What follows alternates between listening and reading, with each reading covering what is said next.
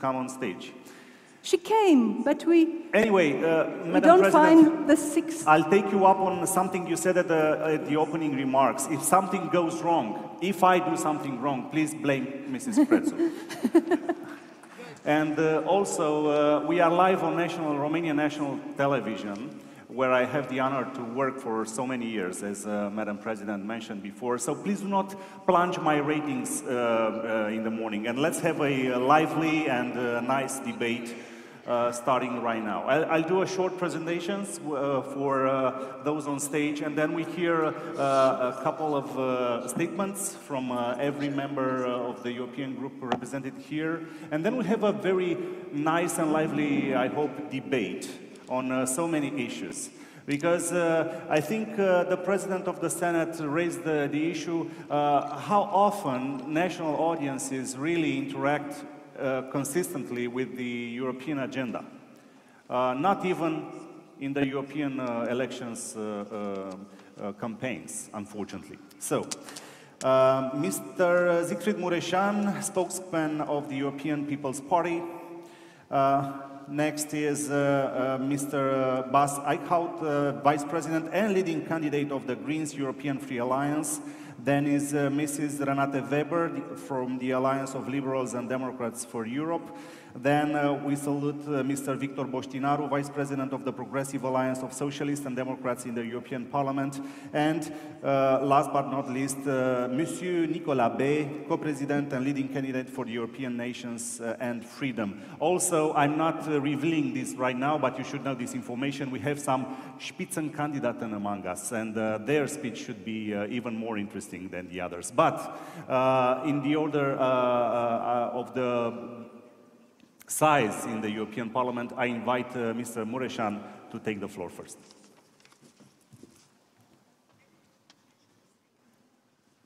Thank you very much. Good morning, everyone, and welcome here to this beautiful hall in the Romanian Parliament. Bună dimineața, doamnelor, domnilor, dragi oaspeți din celelalte state membre ale Uniunii Europene. Bine ați venit aici, în Palatul Parlamentului la București. Cred că am ales un moment foarte bun, organizatorii au făcut-o, pentru a discuta despre viitorul Uniunii Europene.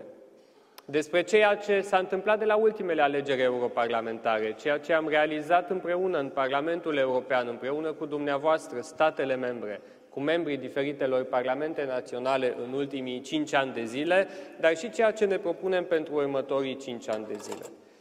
Primul lucru pe care aș dori să-l spun este că, de-a lungul ultimilor 10 ani, Uniunea Europeană a traversat două mari crize.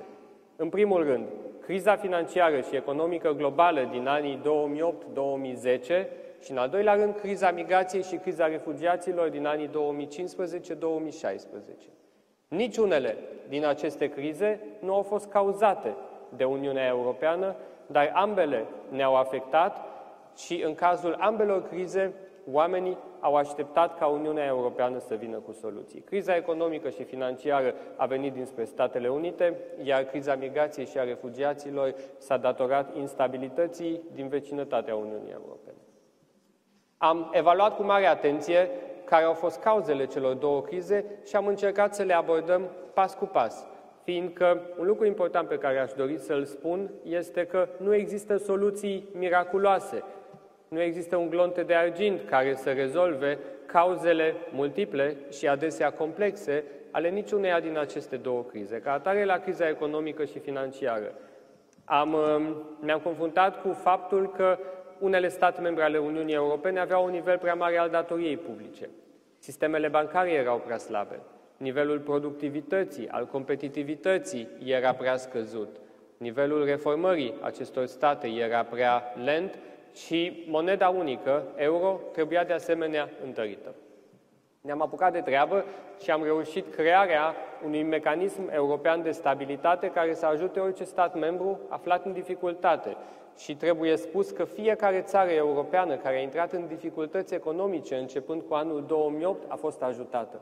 Ca atare, solidaritatea între țările Uniunii Europene, între cetățeni europeni, a funcționat pe deplin, evident, ajutorul venind condiționat cu măsuri menite a scoate țările din situația în care au intrat.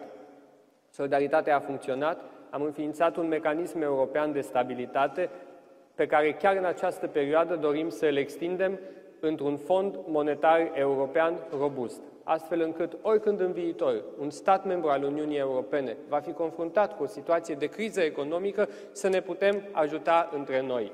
Și mă bucur foarte mult să anunț că în urmă cu 2 săptămâni, ca urmare a unei propuneri venite din partea mea, ca urmare a unui amendament venit din partea mea, acest fond monetar european la care lucrăm și care își va începe activitatea în anii următori, va fi deschis și statelor din afara zonei euro.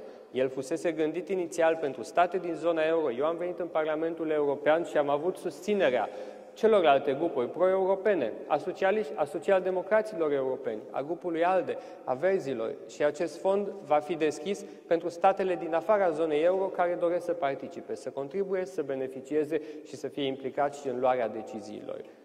Unitate la nivelul Uniunii Europene.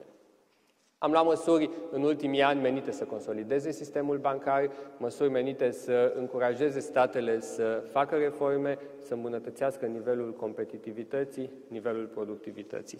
Am înființat planul Juncker, acest nou instrument financiar menit să încurajeze sectorul privat să investească. Au fost generate peste 200 de miliarde de euro în investiții și create peste 300.000 de locuri de muncă în Uniunea Europeană ca urmare a acestui mecanism. Am decis apoi, deoarece funcționează, să îl extindem cu obiectivul ca până la finalul anului 2020 să genereze 500 de miliarde de euro investiții în economia europeană. Aceste măsuri au funcționat. Avem acum în Uniunea Europeană cel de-al 7-lea an de creștere economică consecutivă, iar nivelul ratei șomajului la nivelul întregii Uniunii Europene este la un minim istoric de când se culeg date, este de doar 6,5%. La fel și cu criza migrației și a refugiaților. Nu a existat o soluție magică. Cauzele au fost multiple, au fost complexe. Ca atare, singurul lucru care funcționează este să adresezi, să vii cu soluții la aceste cauze. Este evident că oamenii nu au plecat din țările lor de origine fiindcă le-a fost prea bine acolo, ci fiindcă le-a fost prea rău. Fiindcă le-a lipsit apă potabilă, hrană, acces la educație, la sănătate și adesea și siguranță, securitate. De aceea trebuie să investim în vecinătatea imediată a Uniunii Europene. Africa este un continent unde populația se dublează la fiecare 20 de ani. Pe continentul african trăiau 300 de milioane de oameni în anul 1970, trăiau 600 de milioane în 1990, 1.200 de milioane de oameni în anul 2010 și prognoza este că până în anul 2030 în Africa vor trăi 2,5 miliarde de oameni. Ca atare este clar că avem o responsabilitate față de acest continent și trebuie să contribuim la îmbunătățirea condițiilor de viață ale oamenilor acolo. Securitatea frontierei externe a Uniunii Europene este de asemenea un proiect căruia ne-am dedicat în ultimii ani și căruia vom continua să ne dedicăm. Vom extinde Agenția Europeană Frontex, o vom face să devină o adevărată poliție de frontieră și de coastă a Uniunii Europene cu 10.000 de grăniceri sub drapel european în următorii ani, fiindcă pentru a putea continua să călătorim liber și neîngădit în interiorul statelor membre ale Uniunii Europene, o protecție a frontierei externe a Uniunii Europene este esențială.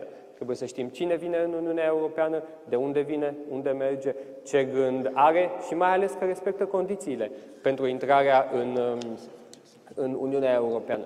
Combaterea terorismului, o mai bună cooperare între statele membre ale Uniunii Europene în sensul unui mai bun schimb de informații cu privire la riscurile de securitate. Asta vom face, asta familia mea politică își propune să facă și în următorii 5 ani, să rezolvăm problemele care apar și mai ales să livrăm ceea ce cetățenii așteaptă de la Uniunea Europeană și anume, în primul rând, prosperitate și în al doilea rând, siguranța cetățeanului. Pentru a putea să livrăm prosperitate într-o economie globală, într-o lume care se schimbă, este evident că trebuie să investim în cercetare, în inovare, în digitalizare, în infrastructură, iar candidatul familiei noastre politice, candidatul Partidului Popular European pentru poziția de președinte al Comisiei Europene, domnul Manfred Weber, liderul grupului nostru parlamentar în momentul de față în Parlamentul European, propune și își asumă crearea a 5 milioane de locuri de muncă în Uniunea Europeană în următorii 5 ani, venind din 3 direcții. În primul rând, fructificarea la maxim a potențialului pieței interne, completarea și finalizarea acestui proiect al pieței interne la nivelul Uniunii Europene, inclusiv în domeniul digital, pentru ca produsele să poată fi exportate, importate, transferate, fără absolut niciun fel, cumpărate, vândute, fără absolut niciun fel de restricții în orice colț al Uniunii Europene. Cea de-a doua sursă pentru locurile de muncă, pentru crearea de locuri de muncă, este politica de coeziune, care aici, în România și pentru multe state membre ale Uniunii Europene, este esențială, dar vreau să spun următorul lucru. De pe urma politicii de coeziune a Uniunii Europene, beneficiem cu toții în Uniunea Europeană, beneficiem toate statele membre ale Uniunii Europene. O politică de coeziune care să investească în infrastructură rutieră, feroviară, digitală, energetică, menită să creeze locuri de muncă și să reducă decalajul între zonele Uniunii Europene, și cea de-a treia sursă a creării locurilor de muncă sunt acorduri comerciale între Uniunea Europeană și state sau regiuni din afara Uniunii Europene. Acorduri comerciale, evident, cu respectarea standardelor înalte de calitate pe care produsele care trebuie să ajungă la consumatori europeni trebuie să le îndeplinească. Apropiindu-mă de încheiere, vreau să vă spun că cred că avem cu toții și obligația de a apăra valorile europene în perioada următoare. Convingerea familiei mele politice este că puterea Uniunii Europene stă în regulile pe care ni le-am dat și în respectarea regulilor pe care le avem. De aceea nu vom ezita să milităm, să ne implicăm pentru respectarea statului de drept în fiecare stat membru al Uniunii Europene. Când există slăbiciuni undeva, să le adresăm.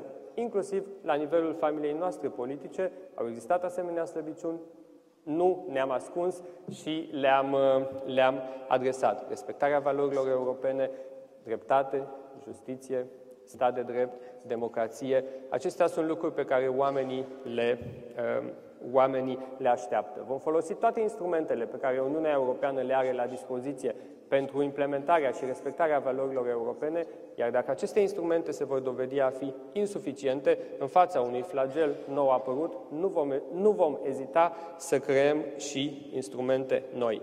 Este de la sine înțeles că ne vom adresa în mod deosebit și tinerilor, unde vreau să spun doar două lucruri.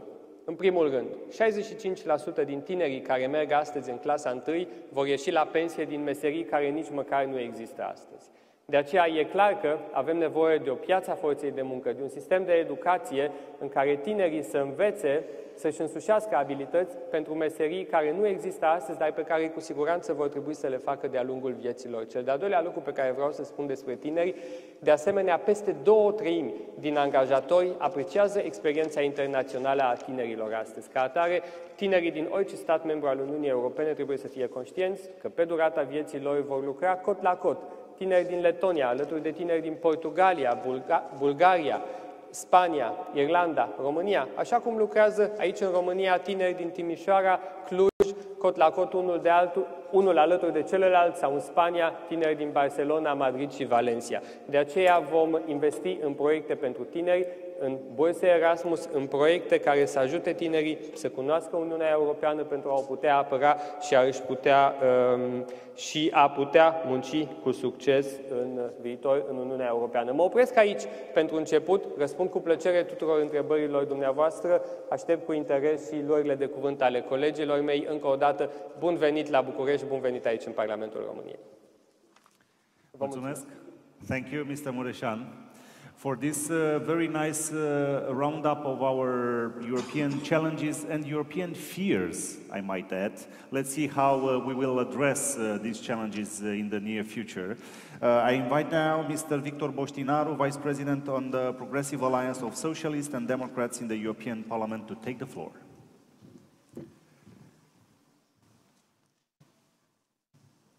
Bună ziua, bine ați venit, doamnelor și domnilor deputați, excelențele voastre, doamnelor și domnilor ambasadori, distinși prieteni.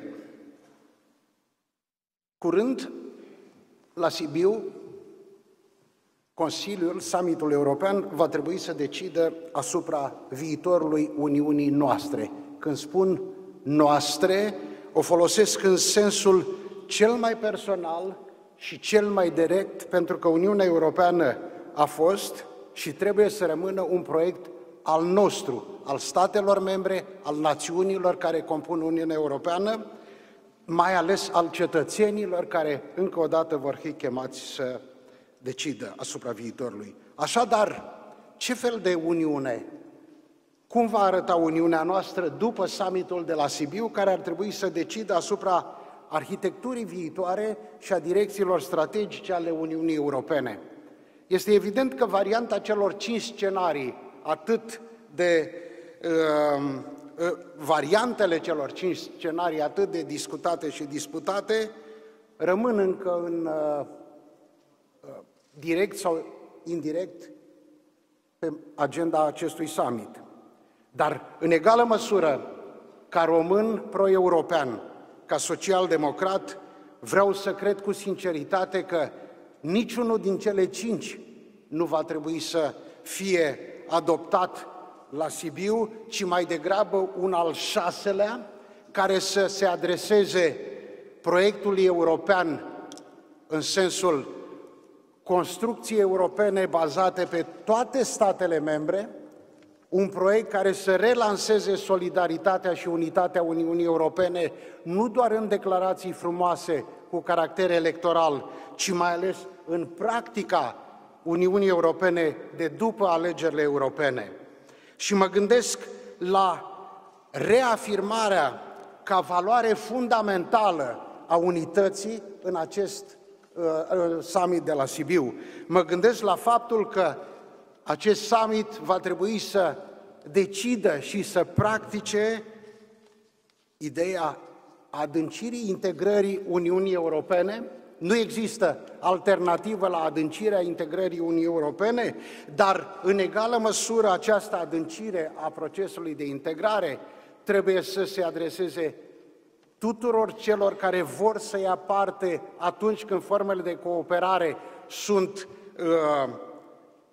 aparțin deciziei statelor membre de tipul PESCO sau de tipul Eurozonei sau de tipul Schengen, trebuie să excludă în mod explicit și imperativ dublele standarde, să excludă imperativ și explicit țintele în mișcare. Noi, românii, bulgarii, croații, avem povestea noastră cu Schengen, care a devenit un fel de fata Morgana, cu cât realizai mai mult obiectivele asumate, cu atât mai mult unele state membre spuneau că nu e de ajuns și mai trebuie să facem ceva. Această variantă ar trebui exclusă, măcar pentru a preveni adâncirea frustrării, adâncirea nemulțumirilor și pe acest sol creșterea unor elemente de anti-europenism. Apoi ar trebui să decidem că eurozona va fi deschisă explicit, clar și irevocabil tuturor statelor membre care doresc să adere, cu o condiție elementară, să li se aplice aceleași criterii ca statelor membre. Statele care doresc să adere să aibă acces la discuțiile, dezbaterile eurozonei și da, de aici, de la București, trebuie să spunem un lucru. Ideea, varianta unui așa zis Parlament al eurozonei e cea mai bună soluție pentru a adânci disensiunile, pentru a adânci frustrările și ea ar trebui exclusă, pentru că nu poți să ai o Uniune Europeană cu două parlamente, un parlament al tuturor europenilor și un parlament al eurozonei. Când vom face acest lucru, adâncirea diviziunilor va fi garantată. Și mai spun încă un lucru, ar trebui să prevenim tentațiile hegemonice, repet, tentațiile hegemonice vizibile în acțiunea și intervenția unora sau mai degrabă câtorva state ale Uniunii Europene. Dacă acest lucru se va realiza, sigur, depinde de summitul și de liderii europeni care vor lua parte la el. Dar cred că Parlamentul European și Parlamentele naționale au obligația de a controla decizia liderilor noștri pentru a ne asigura că acolo vom lua deciziile corecte pe care cetățenii europeni din România, din Franța, din Germania, din Spania, toți ceilalți au nevoie pentru ca proiectul lor să continue. Apoi, dacă aceste lucruri se vor fi întâmplat, și sunt extrem de bucuros că grupul meu politic a venit cu o propunere explicită, care este o sinteză, aș spune, îmbunătățită și dezvoltată a celei de-a 5-a variante, doing better together, să facem lucrurile mai bine și împreună, repet, împreună, nu separați. Haideți să discutăm câteva din direcțiile politice pe care acest summit va trebui să le decidă, pentru că de ele depinde viitorul Uniunii noastre. Sigur, vom avea cele mai complicate alegeri din Uniunea Europeană, cele mai riscante, ținând cont de probabilitatea ca bine peste 30% dintre membrii viitorului Parlament European să aparțină unor forțe politice sau structuri nou create de tip politic, cu o atitudine explicită, vădită, anti-europeană, naționalistă sau chiar extremistă. Atunci, coabitarea va fi mai complicată între cele, nu două ca până acum, PPE și SND, ci cel puțin 3, pentru a garanta o stabilitate funcțională a Parlamentului European. Care sunt acele lucruri care ar putea, în opinia grupului meu, schimba percepția pe care cetățenii europeni o au asupra noastră? O primă și foarte importantă discuție, și săptămâna trecută chiar s-a adoptat un pachet considerabil în această direcție, este ceea ce noi numim fair or just taxation.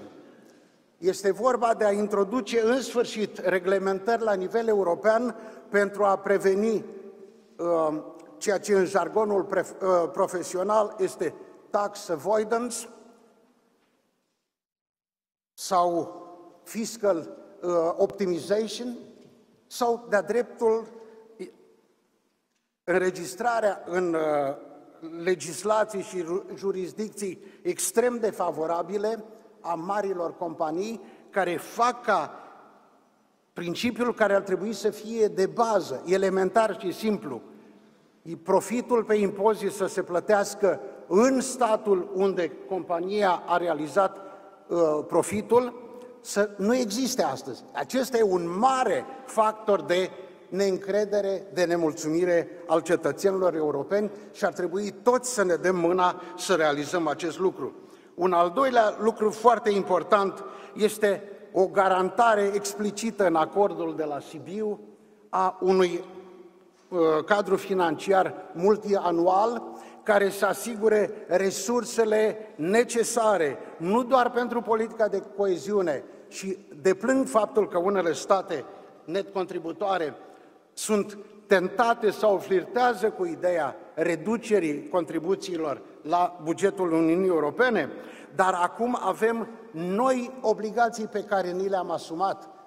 Protecția frontierei externe, spunea colegul meu, domnul Siegfried Muresan, avem politica de apărare a Uniunii Europene, toate au nevoie de resurse și nu vi se pare straniu că țările din politica de coeziune sunt gata să-și sporească contribuțiile la bugetul Uniunii Europene și alte state sunt extrem de reticente, inclusiv folosind explicația, în opinia mea, facilă și ușor politicianistă a efectelor Brexitului. Continuând ceea ce spunea colegul meu, domnul Siegfried Muresan, studiile europene arată astfel: din fiecare euro cu care Germania contribuie la bugetul Uniunii Europene, citesc dintr-un distins, prestigios politician din Olanda, nu e descoperirea mea, acest euro se întoarce în forme diferite în Germania la circa 1,7 euro. Fiecare euro cu care Olanda contribuie la bugetul Uniunii Europene se întoarce doar cu 1,32 sau 34 de eurocenți.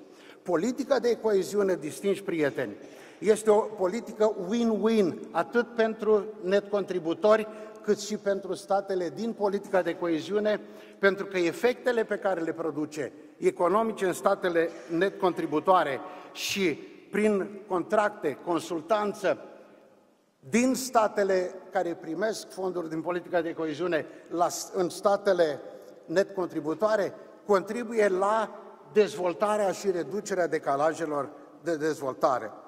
În sfârșit, aș continua cu o remarcă asupra politicii de apărare. Europa trăiește astăzi cea mai complicată ecuație de securitate și apărare, cel puțin din 1968 încoace. Este esențial ca la summitul de la Sibiu și în acțiunea viitoare a Uniunii Europene să reafirmăm clar, explicit și irevocabil că apărarea europeană este complementară NATO, NATO rămânând singurul provider de hard security și territorial defense pentru statele membre ale Uniunii, este interoperabilă cu NATO și este în egală măsură compatibilă cu NATO. Și să excludem ipoteza că acum când începem să construim o politică de apărare, cineva s-ar putea gândi la o posibilă decalare de Statele Unite ale Americii sau o multiplicare, o suprapunere peste competențele NATO, tocmai pentru că Europa se confruntă cu provocări reale de securitate în estul său, mă refer la intervenția brutală a Rusiei în Ucraina, la ocuparea Crimeei, ilegală a Crimeei, și această provocare de securitate rămâne pe termen lung. Europa trebuie să găsească un răspuns pentru ea și pentru cetățenii săi la problema de securitate. În sfârșit, în ce privește comerțul, sunt extrem de onorat să vă informez că acești 5 ani au fost ani fructuoși în Parlamentul European în noua abordare a politicii comerciale, dar e bine de reținut un fapt. Europa nu poate trăi într-o splendidă izolare, fie autoexcluzându-se din marile negocieri comerciale globale, fie crezând că dacă va încheia soluții bilaterale, poate salva multilateralismul. Trebuie să garantăm rolul și locul Uniunii noastre în negocierile multilaterale pentru comerțul internațional. Închei spunând că depinde de fiecare dintre partidele noastre, de parlamentele noastre, de cetățenii din toate statele membre, ca proiectul european să-și primească nu doar o reconfirmare la alegerile actuale, ci mai ales să garanteze că Uniunea Europeană de după aceste alegeri va fi o Uniune care va servi mai bine cetățenii săi și va răspunde mai eficace, mai pragmatic nevoilor lor. Vă mulțumesc! Mulțumesc, domnule Bostinaru. Thank you very much. We have to stay, on the agenda, so please do not go more than the 10 minutes allocated for each speech. I want to salute and invite on stage Mrs. Violeta Tomic. She's the leading candidate for the European United Left Nordic Green Left Party. Please, Green Leaf Party. Mrs. Tomic, welcome. But the floor goes right now to Mrs. Renate Weber, a member of the European Parliament from the Alliance of Liberals and Democrats for Europe. Doamna Weber, vă rog.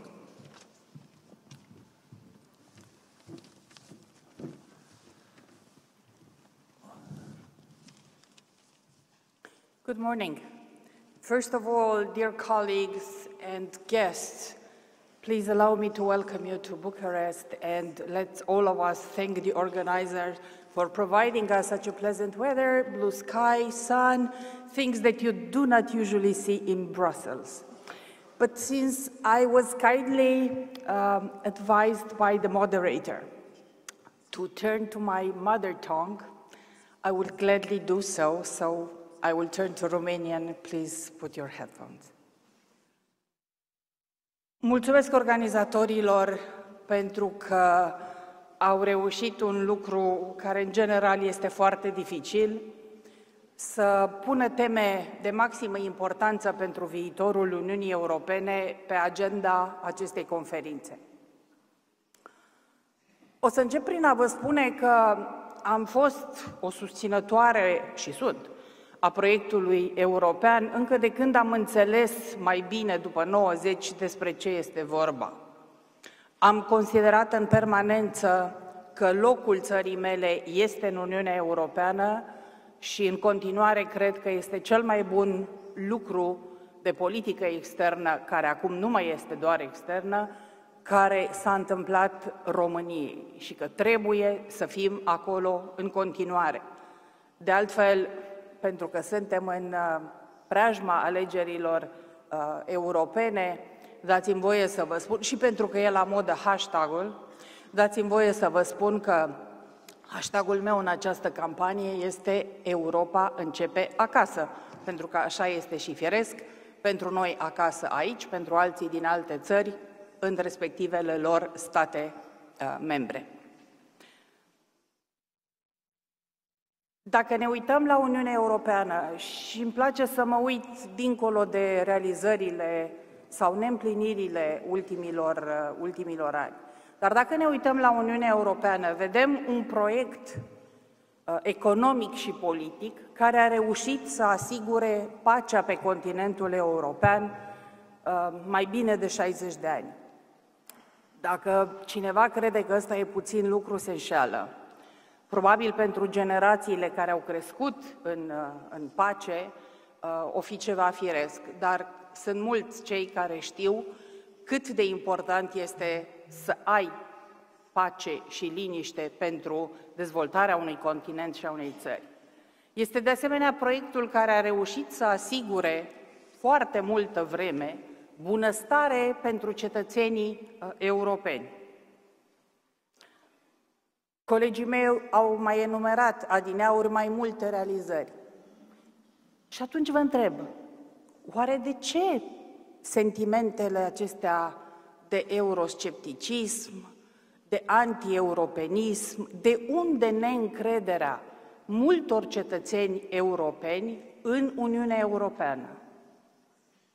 Niște cauze trebuie să fie. Până la urmă, Brexitul este dovada ultimă a unei astfel de neîncrederi. Știm bine, au existat și mari manipulări, da, dincolo de aceste mari manipulări, există o populație în Marea Britanie care s-a pronunțat pentru ieșirea din Uniunea Europeană. Părerea mea este că dacă am ignora toate aceste semnale negative, am face o mare greșeală. Pentru că noi, dacă vrem să fim politicieni responsabili, trebuie să identificăm problemele și să găsim soluțiile.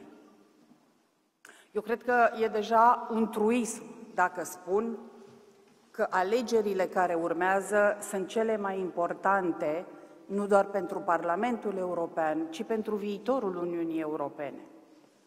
Dacă previziunile pe care ni le dau astăzi sondajele de opinie se adeveresc, vom avea mari probleme. Pentru că dacă un sfert, mai mult, chiar aproape o treime, din Parlamentul European ar fi dominat de eurosceptici și mai ales de anti-europeni, asta înseamnă că am putea să asistăm la blocaje în funcționarea acestei instituții și a Uniunii în ansamblul său. Și doar a spune, sperăm că acest lucru să nu se întâmple, nu cred că este suficient. Deci, de unde până unde neîncrederea cetățenilor europeni într-o construcție care le-a adus pacea, care le-a adus bunăstarea, prosperitatea? Eu cred sincer că a fi critic la adresa erorilor făcute în Uniunea Europeană, de Uniunea Europeană, nu înseamnă să fii mai puțin pro-european. Dimpotrivă, înseamnă să iubești această construcție europeană și să vrei o schimbare. Și ce am constatat în anii de zile de când sunt în Parlamentul European, și n-am constatat doar eu, e o chestiune pe care tot grupul ALDE a constatat-o, că se legiferează foarte mult, poate chiar prea mult, și uneori se legiferează haotic. Și acest exces de legiferare ne împiedică să mai vedem care pot fi consecințele. De ceva vreme lipsesc studiile de impact cu privire la efectele pe care directivele și regulamentele pe care le aprobăm le-ar putea avea. Mai constatăm că uneori Comisia Europeană face un micromanagement care nu este neapărat necesar. Și este o realitate, și nu cred că e firesc să o ascundem, că s-a creat o birocrație în cadrul Uniunii Europene, care este numeroasă, își este autosuficientă, și asta a dat naștere la resentimente în rândul unei populații europene în general, care muncește foarte mult pentru veniturile pe care le poate obține. Nu în ultimul rând m-aș referi inclusiv la erorile care au fost făcute în impunerea unor politici de austeritate, care s-a dovedit că n-au fost dintre cele mai fericite. Nu cred că este o mare consolare pentru greci să vii după câțiva ani de zile să le spui că politica de austeritate impusă a fost o eroare.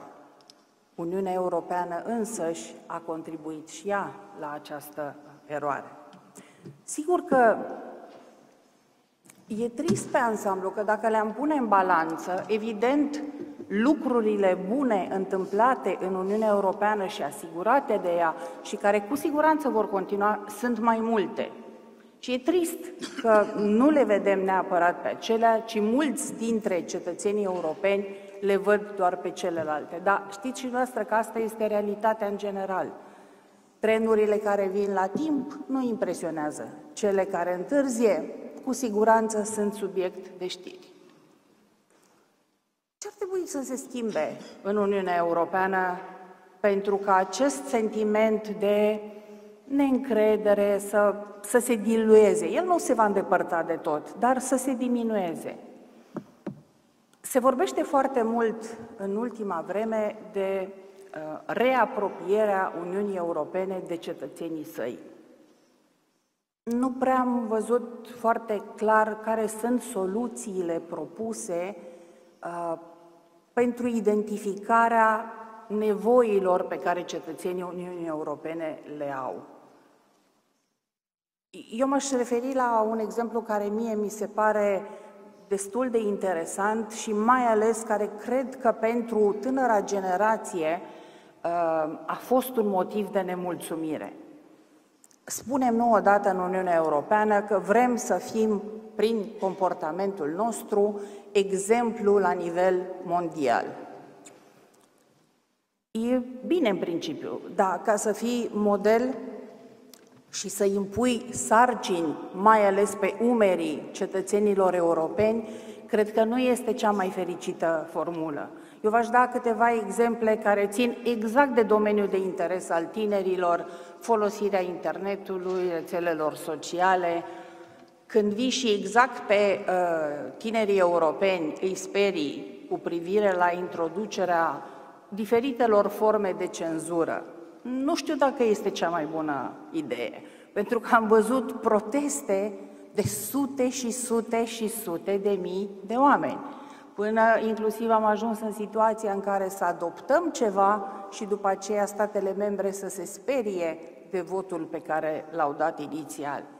Deci, cred că ar trebui să fim mai puțin aroganți în a vrea să fim lideri mondiali în exemple, repet, costurile plătindu-le mai ales cetățenii europeni.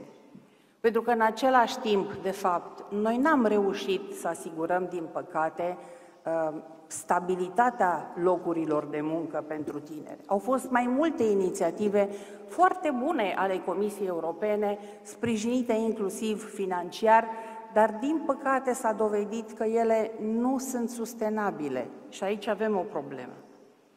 S-a tot vorbit de politica de coeziune și cred într-adevăr că este extraordinar de importantă. Până la urmă, fiecare stat care a aderat la Uniunea Europeană se știa despre el unde se află din punct de vedere al dezvoltării economice și, evident, în legătură cu asta și al protecției sociale pe care și-o permite.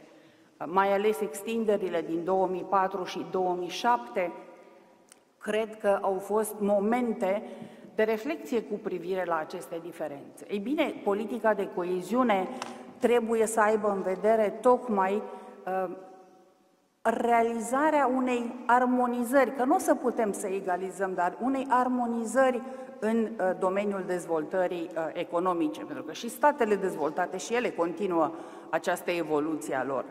Și atunci mă întreb, de unde apar ideile acestea protecționiste pe care le văd în ultimii ani și pe care le-am văzut când a fost vorba de directiva lucrătorilor detașați, acum în pachetul privind transportul, care pur și simplu pot avea ca și consecință, și e foarte sigur că ar avea o asemenea consecință, îndepărtarea cu totul de pe piață a transportatorilor din țările care, geografic vorbind, se află la marginea Europei. Nu cred că așa ceva ne ajută. Nu cred că ne ajută ca în politica de coeziune, atunci când discutăm, să nu avem în vedere dezvoltarea infrastructurii, inclusiv când este vorba de aeroporturi regionale, inclusiv când este vorba de reînnoirea parcului, de vagoane, de locomotive. Până la urmă este, de fapt, măsura cea mai ecologică în ceea ce privește transportul. Ori nu pot să nu constat că voturile exprimate săptămâna trecută în Parlamentul European au fost așa, cu 10 voturi diferență în plus sau în minus în favoarea uneia sau alteia din politici. În ceea ce privește, și voi încheia cât pot de repede, în ceea ce privește evoluția pieței muncii, s-a discutat aici de digitalizare, de robotizare, de inteligență artificială. O să vă spun că mi se pare ciudat, sincer, într-o eră a digitalizării, această nouă revoluție pe care o trăim, să nu avem o educație armonizată la nivelul Uniunii Europene, să nu avem studii serioase și nu contradictorii sectoriale cum sunt acum, cu privire la impactul acestora pe piața muncii. Unde va fi Uniunea Europeană peste 10 ani? Și tot aici aș mai aduce ceva în discuție, chestiunea migrației. Vedeți, Uniunea Europeană vrea, și eu îmi doresc din tot sufletul, să fie un actor la scară globală. Dar poți să fii un actor când tu nu ai o politică comună de azil și migrație, ci 28, încă 28, de politici diferite? S-a promis încă din 2012 că o să rezolvăm acest lucru. Suntem în 2019 și nu avem. Mai mult, încerc de câțiva ani de zile să discut la nivelul decidenților din Comisia Europeană despre impactul digitalizării și robotizării asupra migrației. Pentru că ani de zile am știut că avem o populație îmbătrânită în Europa și că avem nevoie de forță de muncă. Ei bine, noile date arată că lucrurile sunt în schimbare. Și atunci, suntem pregătiți? Toate aceste aspecte, eu sper să fie discutate și la summitul de la Sibiu, dar vedeți, inclusiv acest summit are loc într-un moment în care încă nu știm să spunem dacă Brexitul se va produce sau nu până atunci. O să închei spunându-vă că, în opinia mea, obiectivul oricărui democrat european este, într-adevăr, să continue să se bată pentru proiectul european. Întrebarea este dacă vom reuși să găsim în lunile următoare argumentele necesare pentru a ne convinge toți concetățenii că aceasta trebuie să fie calea de urmat. Sper să reușim. Mulțumesc! Mulțumesc, doamna Weber. Thank you very much, Mrs. Weber. I've seen quite a few people submitting their cards with the questions for the debate that's going to follow this, and those cards are being collected right now. So I'm going to end this panel at 11:30, no matter what. So let's hope we'll squeeze as many questions as possible after the speeches. I'm going to invite Mr. Bas Eickhout, Vice President and leading candidate for the Greens European Free Alliance, to take the floor.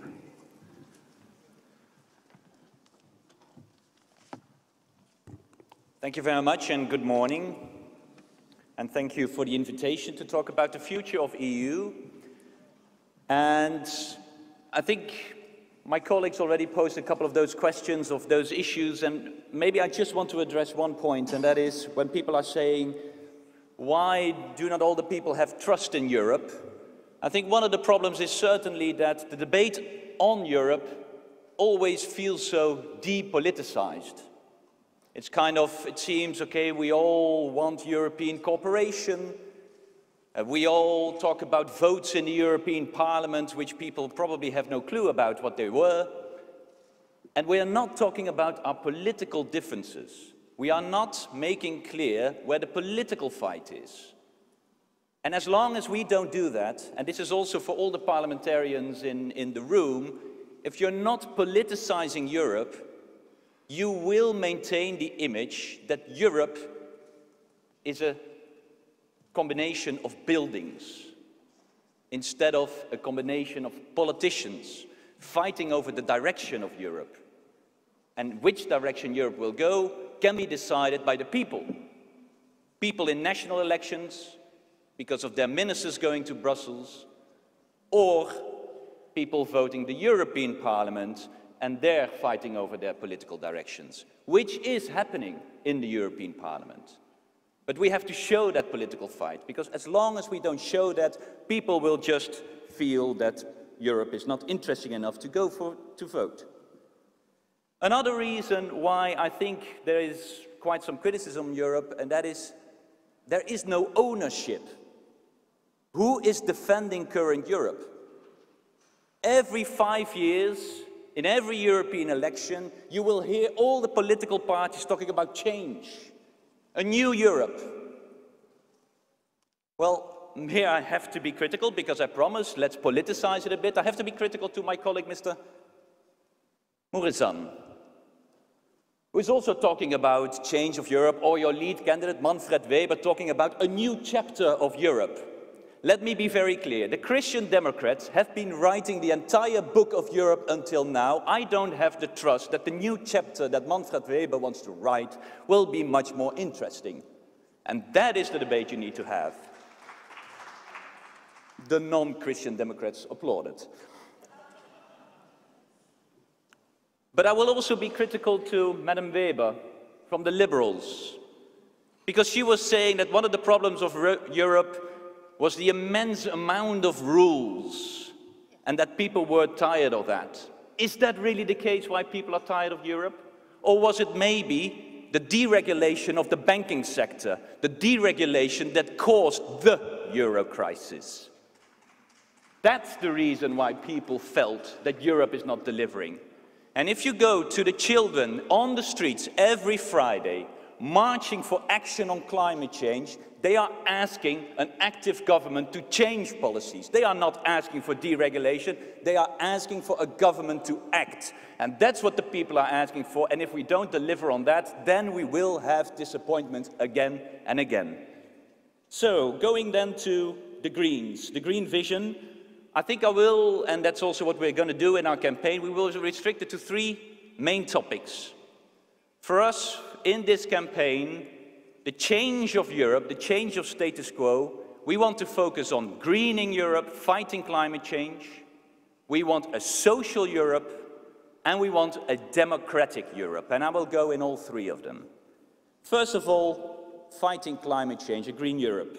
And this is also very much linked to the theme of a new industrial agenda that is on the agenda for today. How can you discuss a future industrial agenda without talking about our future climate challenges? Europe will need to be climate neutral, will need to decarbonize its economy, not only for climate purposes, but also for geopolitical reasons. Every day, Europe is importing fossil fuels at the level of €1 billion every day, paying money to Russia and the Middle East mainly. That's what Europe is doing on a daily basis. We are a vulnerable continent. We don't have so many resources on our own. We are an import-dependent economy. So if we really want to be future-oriented, if we really want to create future jobs, we need to make sure that we are in the lead of a resource-efficient economy, a carbon-neutral economy. That's where the new green jobs are, and that's where the investments need to go on. Indeed, we need to get away from the austerity agenda that has been dominating at the European level. By the way, pushed for by the Liberals. So Mrs. Weber criticizing that austerity agenda maybe should also be very clear that it was the Liberal agenda coming from, for example, the Netherlands pushing for that austerity agenda. So that's also what happened. And that's also what we need to make clear. And there needs to be room for investment, and let's do that in creating a green economy for our future jobs. And also here, clarity of governments is very important. Just think of the crisis we had around Dieselgate, where we were too weak on the car sector. We did not uphold our regulations, and the car sector thought they could get away from it. They didn't, because it was found out in the United States, which already shows you that we were not paying attention. It was thanks to the United States that Dieselgate was found.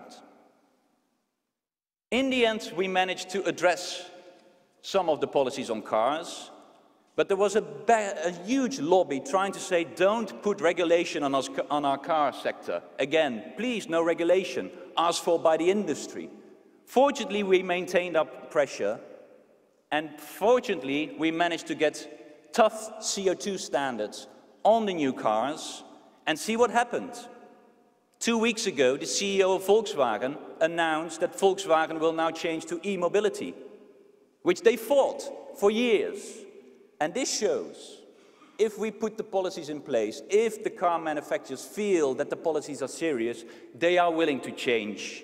They are willing to create a new economy. They are willing to create new jobs. And they are willing to invest in innovation within the EU in order to prevent us from importing Chinese cars in 10 years' time.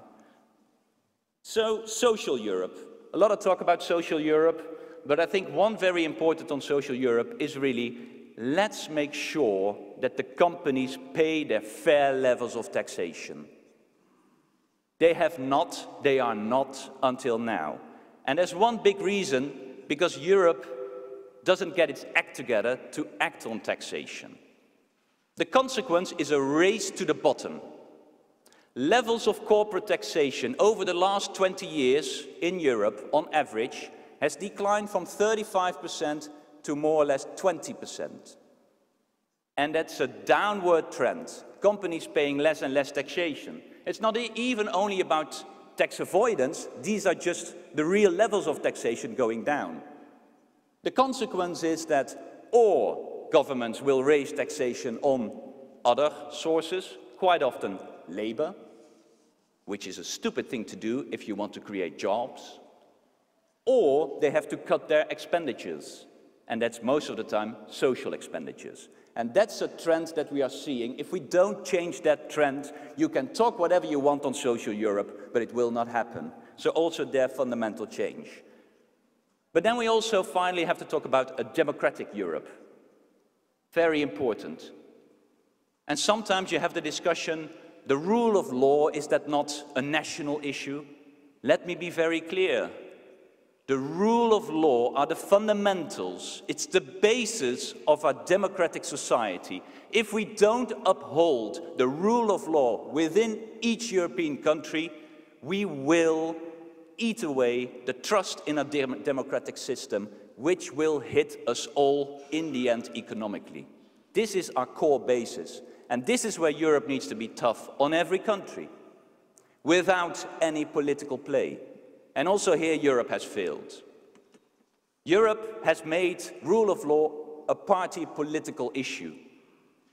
Being tough on Poland because the Polish government is not a member of two of the big groups. And being weak on Hungary because the Hungarian government is from the Christian Democrats. But we're also too weak on Romania.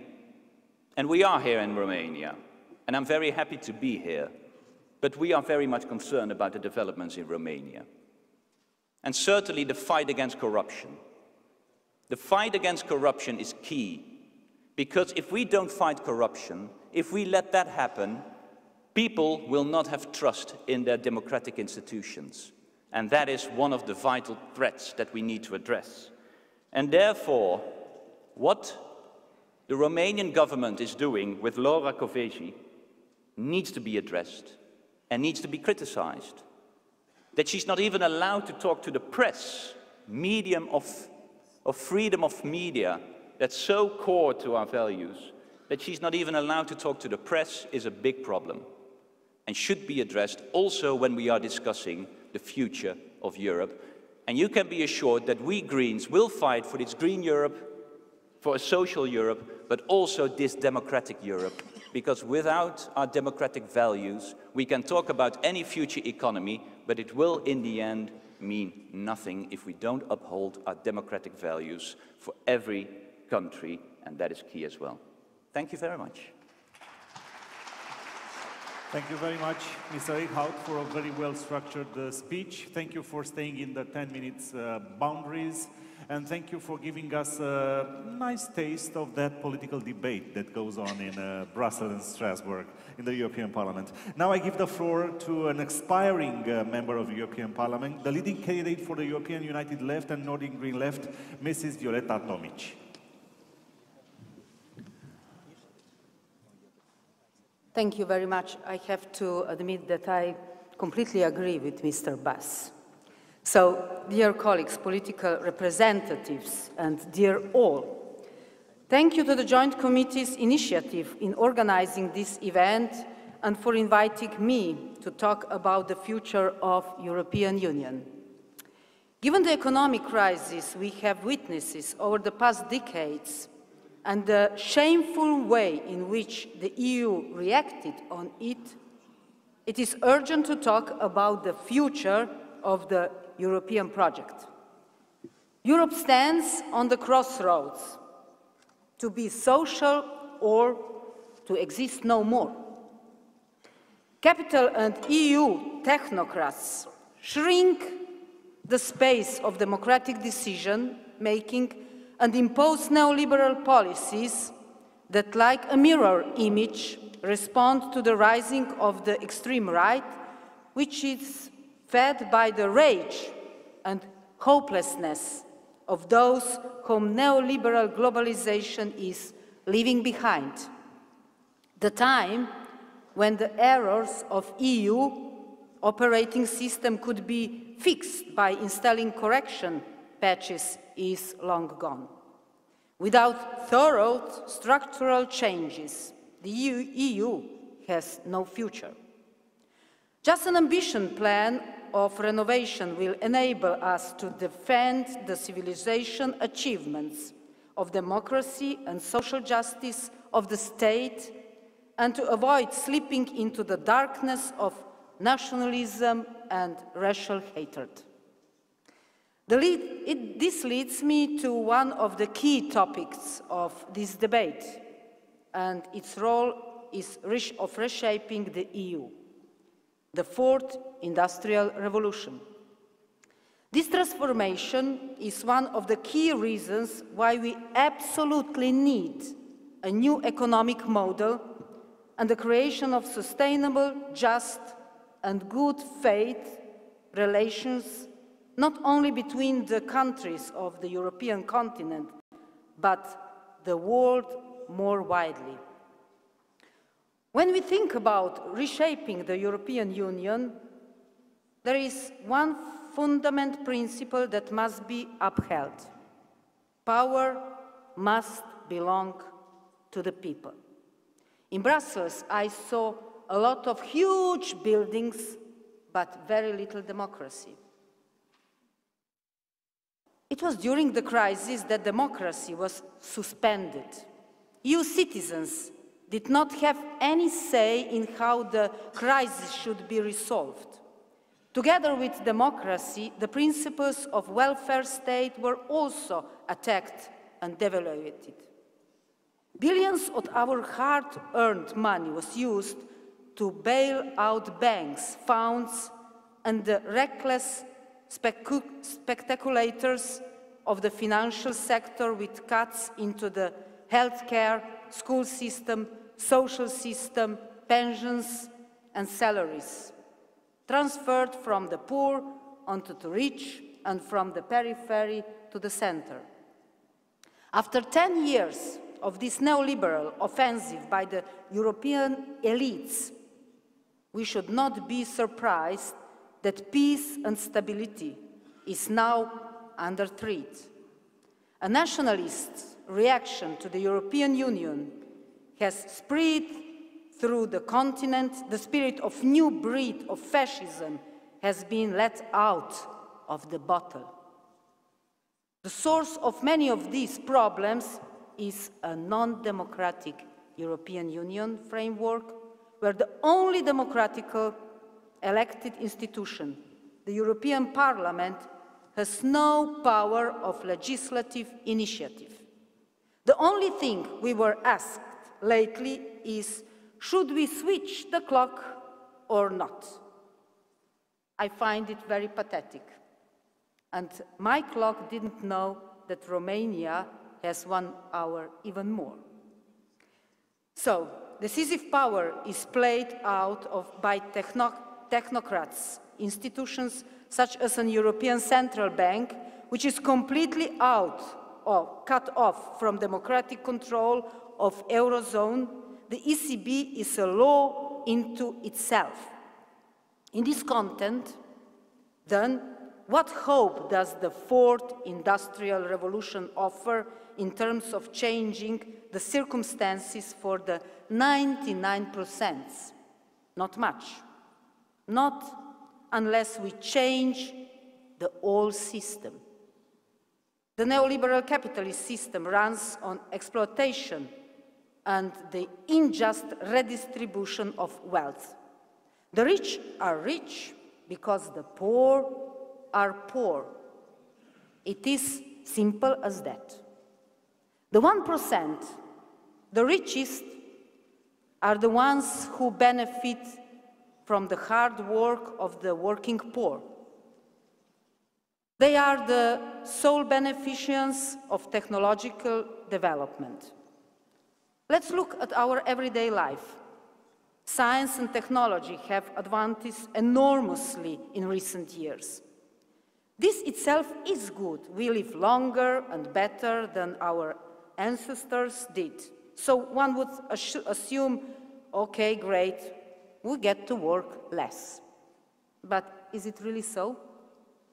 Instead of working less, people now work more and harder for less pay. And why? Because as well as material goods and natural resources, the benefits of technological development, the accumulated knowledge of humankind throughout all this evolution remains privatized. It is not a common good. It is a copy-protected, copyrighted, secured under lock and key by big corporate interests and rich individuals who are raking in the cash. But human-made accumulated knowledge should belong to everybody. On the other hand, we hear alarming prognoses about robots replacing humans and stealing their jobs.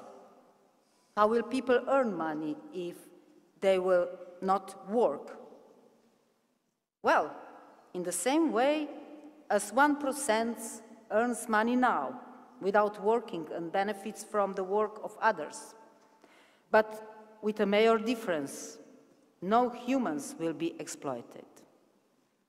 The fourth industrial revolution is therefore an opportunity to revolutionize the concept of work so that finally we can benefit from the work of machines, robots, and artificial intelligence. Like the present, such a future requests the redistribution of wealth from the wealthiest to the most vulnerable, the introduction of minimum social standards, and the protection of labor rights, pensions, and social welfare. A European minimum wage must be achieved in each country. The minimum wage should at least be 20% above minimum costs of living, like my party, the left, implements in Slovenia. Whether we need to change our economic model is not in doubt. Technological development and justice demand it.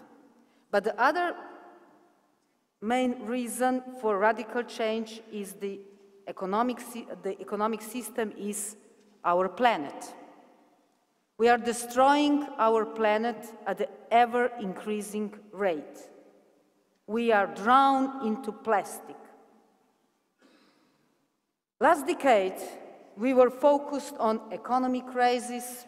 Populists want to focus us on migrant crisis, but we all forget about the most serious and dangerous crisis which affect us all, even rich and poor, and those from center and periphery. This is environmental crisis. The movement of global Fridays for Future, the movement of Greta, is doing an incredible job in making adults and decision makers listen to their call for urgent action. These teenagers give me much to be optimistic about. More power to them. On the last discussion topic on this conference related to the European neighborhood, Balkans, European partnership and Euro-Atlantic relations.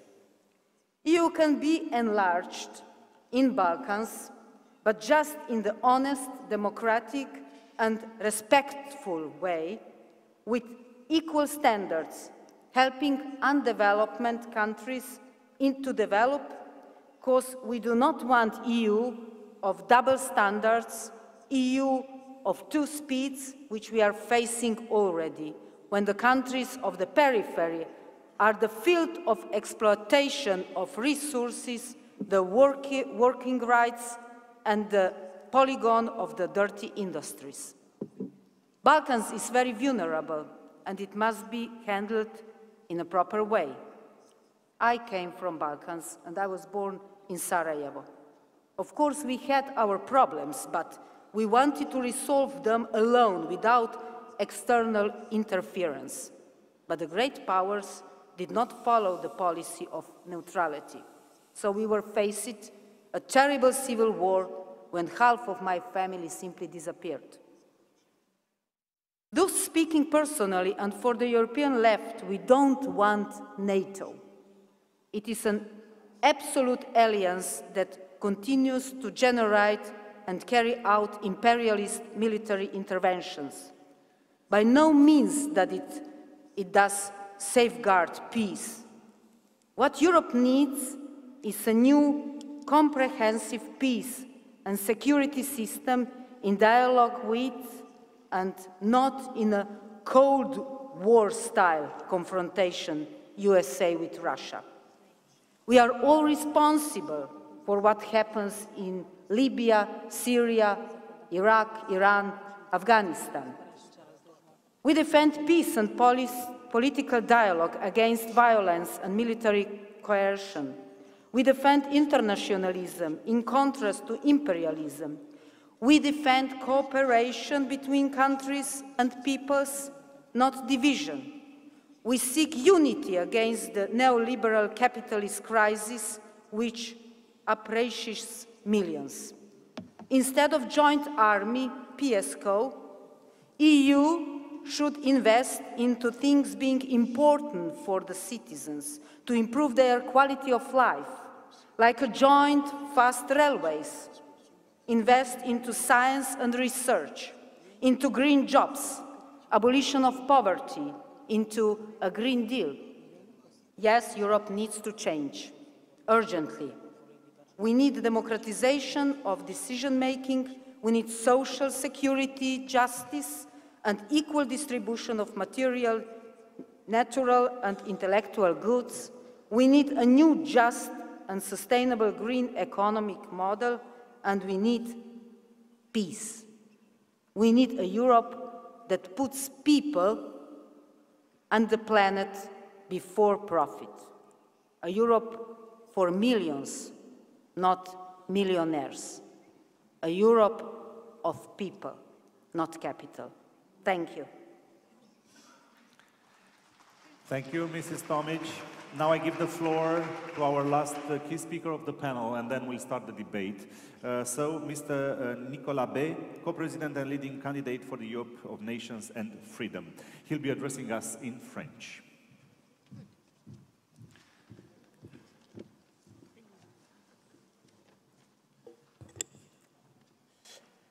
Mesdames et messieurs, chers collègues, merci beaucoup de votre accueil. Aujourd'hui à Bucarest, je voudrais tout d'abord remercier Madame Gabriela Creţu qui a pris l'initiative de cette réunion interparlementaire et alors que nous sommes aujourd'hui à 2 mois, moins de 2 mois même, de ces échéances électorales européennes, je crois qu'il est très heureux que les parlementaires que nous sommes, parlementaires européens et parlementaires nationaux, ayons l'occasion ensemble d'évoquer le projet européen et les visions qui se confrontent s'agissant de l'Europe de demain. Je voudrais, d'une manière plus générale, remercier aussi la présidence roumaine de cette initiative. Je suis président de groupe au Parlement européen. J'ai connu, depuis 2 ans, j'ai connu 3 présidences de l'Union européenne, la Bulgarie, l'Autriche et maintenant la Roumanie.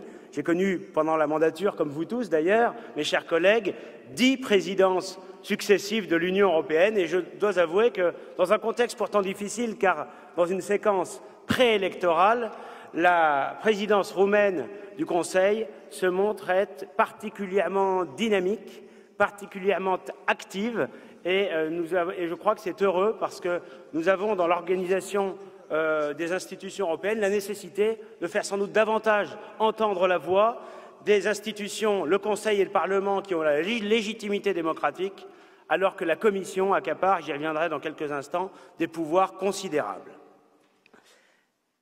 Notre groupe au Parlement européen est composé d'une 40aine de députés de 8 nationalités différentes et sans doute s'élargira-t-il dans 2 mois. C'est ce qu'un certain nombre de mes adversaires politiques viennent de dire en s'en inquiétant.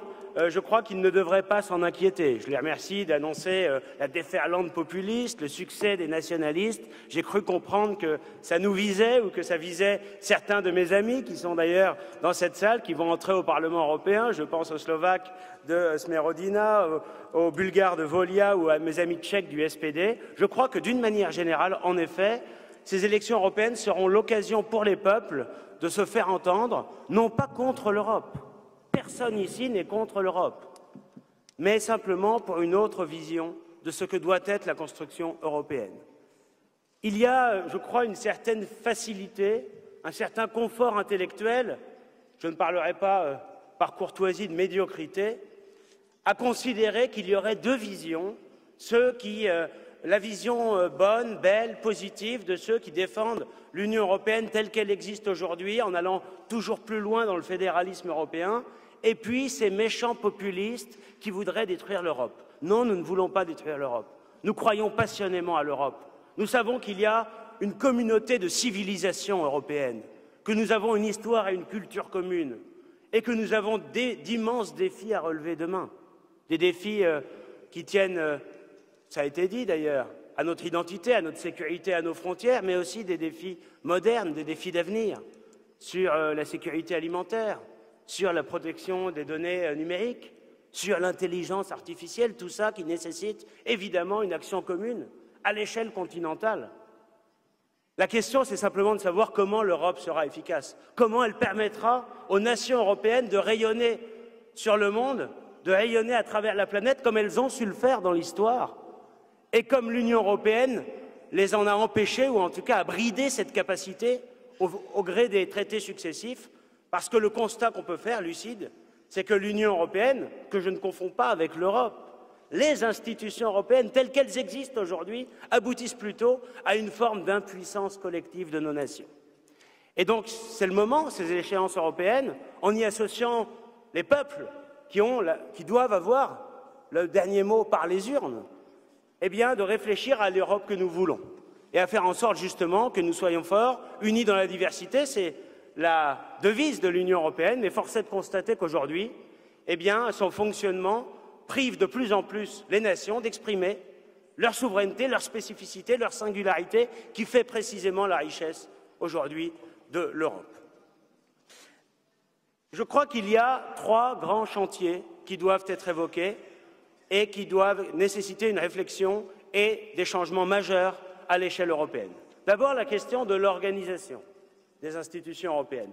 Est-ce qu'on doit se satisfaire d'avoir une Commission européenne qui détient l'essentiel des pouvoirs, l'initiative législative, ensuite la réglementation, ensuite le contrôle de l'application dans le droit national de ces réglementations et enfin, depuis le traité de Lisbonne, en étant garante des traités, elle se permet de s'ingérer en permanence dans la vie politique nationale des pays. La Roumanie en sait quelque chose ou en saura quelque chose.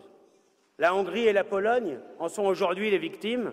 Est-ce qu'on doit accepter que des commissaires européens qui n'ont pas la légitimité démocratique, qui n'ont pas été choisis par les peuples, puissent décider à la place du peuple souverain, à la place de gouvernements qui, eux, ont l'autorité et la légitimité pour défendre les intérêts de leur nation?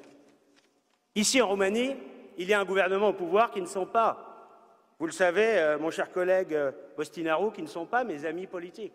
Mais je respecte les choix démocratiques de ce gouvernement.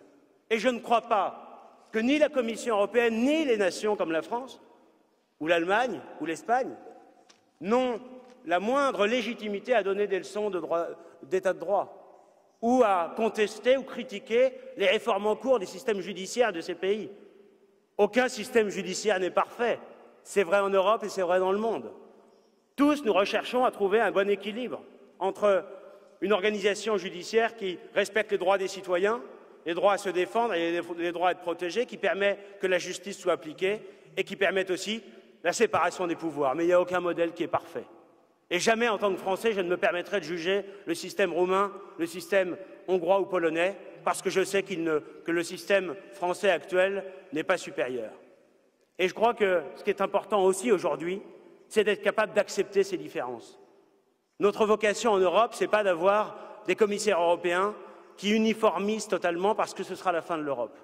Si nous poursuivons dans la voie qui consiste à aller toujours plus loin dans le fédéralisme, toujours plus loin dans l'intégration, à vouloir imposer que tout soit décidé à 28 ou à 27 demain, lorsque les Britanniques seront partis, à ce moment-là, ce sera la fin de l'Europe. Ce dont les peuples ne veulent plus, c'est justement d'être totalement écartés du processus démocratique. Or, c'est évidemment beaucoup trop le cas aujourd'hui au sein des institutions européennes. Ça nécessite une réflexion, sans doute une modification des traités à terme, et en tout cas une remise à plat du fonctionnement pour que les institutions démocratiques aient plus de poids et que les spécificités nationales, c'est-à-dire finalement l'application concrète du principe de subsidiarité, soient enfin respectées. Je voudrais évoquer rapidement, je sais que le délai est court, mais 2 points qui me semblent fondamentaux. Le premier, c'est la question de l'identité et de la sécurité.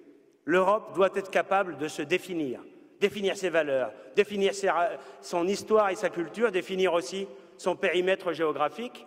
Aujourd'hui, nous avons fait face, ces dernières années, de manière flagrante, à une crise migratoire, ça a été largement évoqué. Nous devons protéger nos frontières. Je sais qu'en Roumanie, il y a une volonté très forte d'entrer dans les dispositifs des accords de Schengen, et je le comprends. Mais force est de constater que l'abaissement général de tout contrôle dans les frontières nationales au sein de la plupart des pays de l'Union européenne, associé au fait qu'on n'a jamais eu réellement ni la volonté, ni mis les moyens pour protéger les frontières extérieures, eh bien cela a placé nos nations collectivement dans une situation évidemment dramatique. On ne peut pas supporter cette immigration de masse. Elle provoque des troubles majeurs, qu'ils soient d'ordre identitaire, sécuritaire, mais aussi économiques et sociaux. Nous devons être capables de protéger efficacement nos frontières extérieures. Ce sera la condition sine qua non pour préserver la possibilité d'une large libre circulation des personnes à l'intérieur de l'espace européen. Et puis, bien sûr, en matière économique, là aussi, nous devons avoir une vraie réflexion.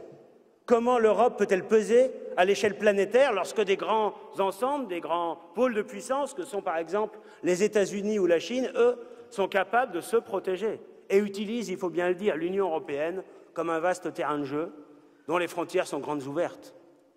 Nous devons être capables, le marché commun, l'union douanière, sont évidemment une opportunité pour nos nations, à condition que nous soyons capables d'en faire un espace protégé.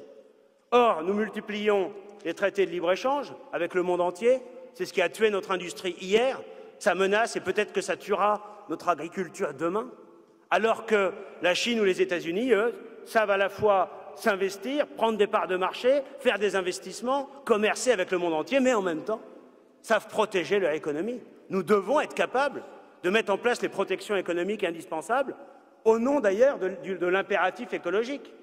Notre ami tout à l'heure a évoqué largement la question écologique. Moi, je souscris à la nécessité de défendre le climat, de protéger la planète. Mais le modèle du libre-échange total, avec le CETA, avec le Canada, avec les pays du Mercosur demain, avec le Japon, avec Singapour, ça a déjà été signé, demain avec les pays d'Océanie, c'est-à-dire consistant à fabriquer des produits manufacturés en Chine ou en Asie d'une manière plus générale, à les vendre en Europe, à retraiter ensuite un certain nombre de matières en Afrique, par exemple, c'est le modèle le plus anti-écologique qui soit. Et c'est infiniment plus polluant, avec 50 000 supercargos qui sillonnent la planète, que toutes les voitures individuelles, même avec des moteurs diesel anciens, qui circulent sur le sol européen. Donc, la protection économique, la nécessité de relocaliser les activités humaines sur le continent européen, c'est un impératif économique, bien sûr, c'est aussi le seul moyen efficace, concret, au-delà des postures et au-delà des modes, de défendre une authentique écologie. Mesdames et messieurs, en conclusion, je voudrais dire que les peuples européens peuvent faire le choix de se défendre, de se protéger. C'est ce qui leur permettra justement d'être à nouveau capables de commercer sereinement et de dialoguer sereinement avec les autres nations du monde. Nous ne sommes pas xénophobes, nous croyons passionnément au débat entre les peuples. J'étais il y a 15 jours dans le cadre de la réunion ACP-UE, à quelques centaines de mètres d'ici, mais c'était dans le même bâtiment, c'est la spécificité de ce palais qui est immense, et nous avons beaucoup parlé de la coopération avec l'Afrique. La fermeté indispensable, et qui n'existe pas aujourd'hui en matière migratoire, doit avoir comme complément nécessaire un vrai partenariat avec l'Afrique, le développement des infrastructures là-bas. Si nous ne sommes pas forts chez nous, nous ne serons pas capables demain d'avoir un vrai partenariat, notamment avec les pays d'Afrique. Or, aujourd'hui, c'est la Chine qui est en train de s'investir massivement en Afrique, de prendre toutes les positions qui étaient celles de l'Europe hier. Nous ne devons pas accepter ça.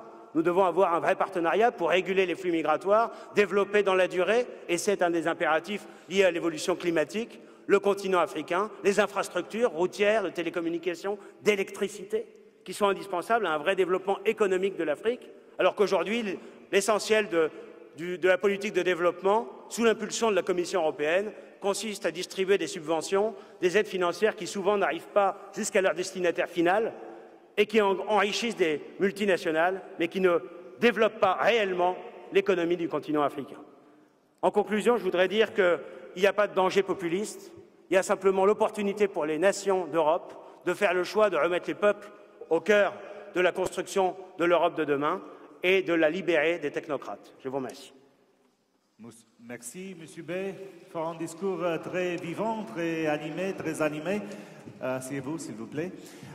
We have now like 5 minutes for 10 questions, which is not going to happen, of course.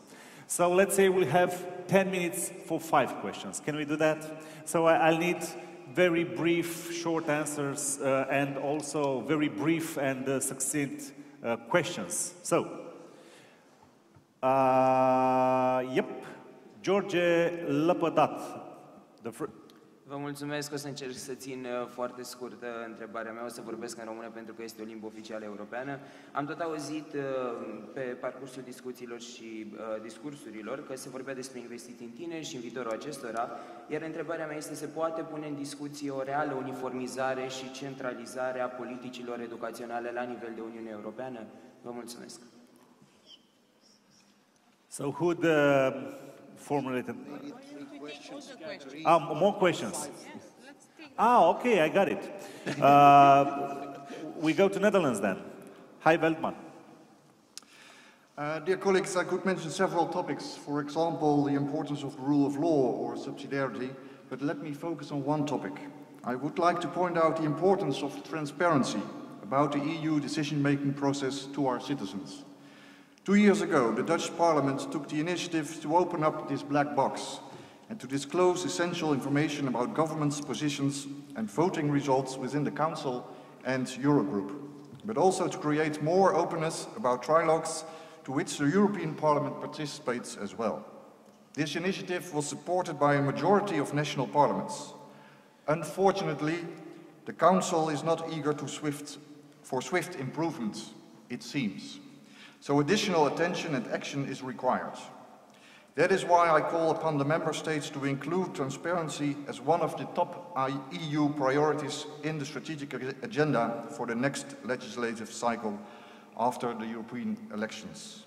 So my question for the representatives of the European political parties, how do you view this proposal if you share the ambition for more transparency in the EU?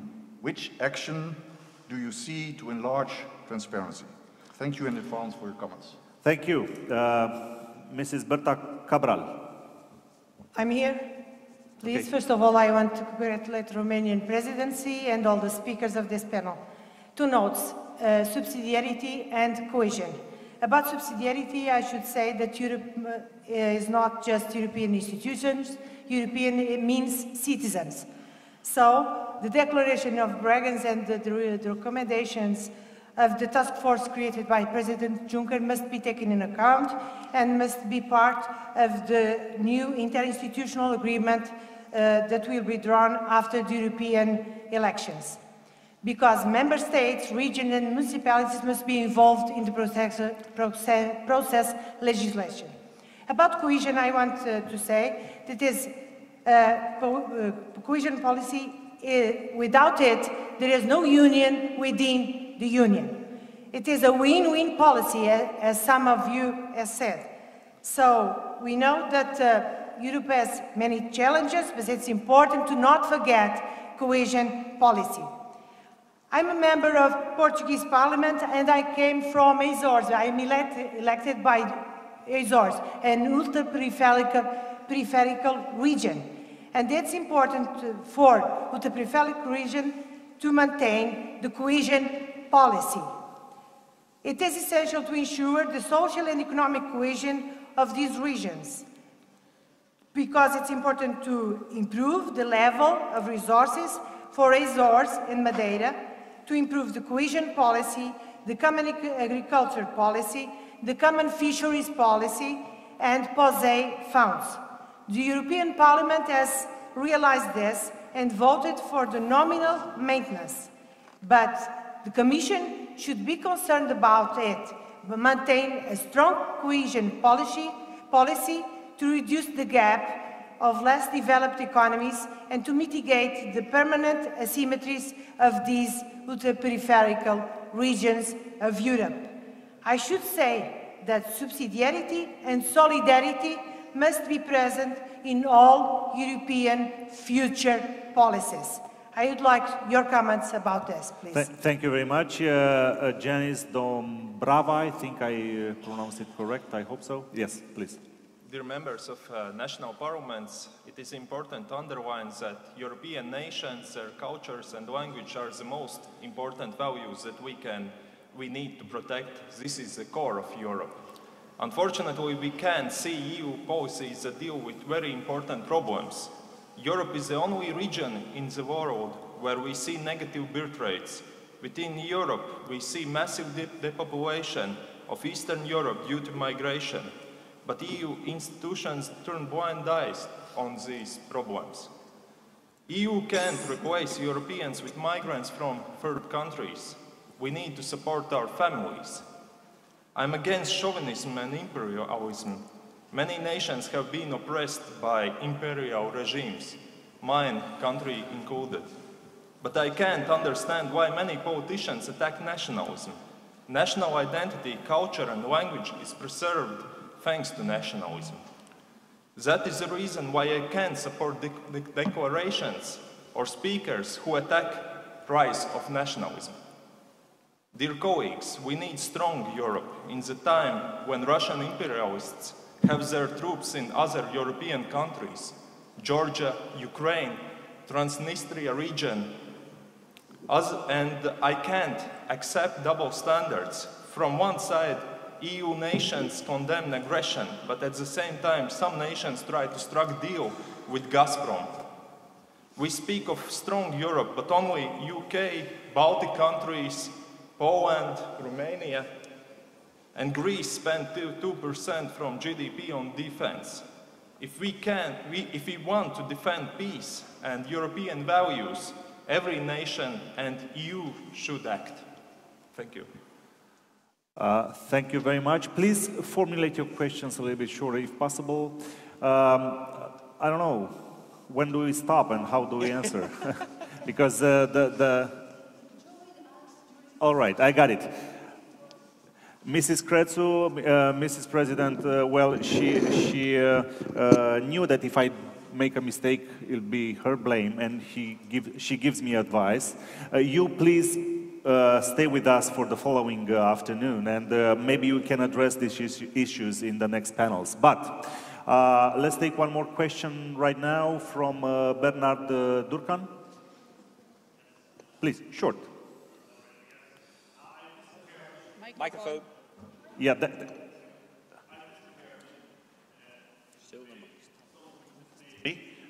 Some of the ideas put forward have been tried before and failed. What I believe we now need is a new vision for Europe, a redefining the vision that set about the formation of the modern Europe when Monnet and Schuman and others sat down from the ashes of the past and decided to create a future of hope, of cooperation, of compassion. And let me finish by saying this, and I put this out as a challenge.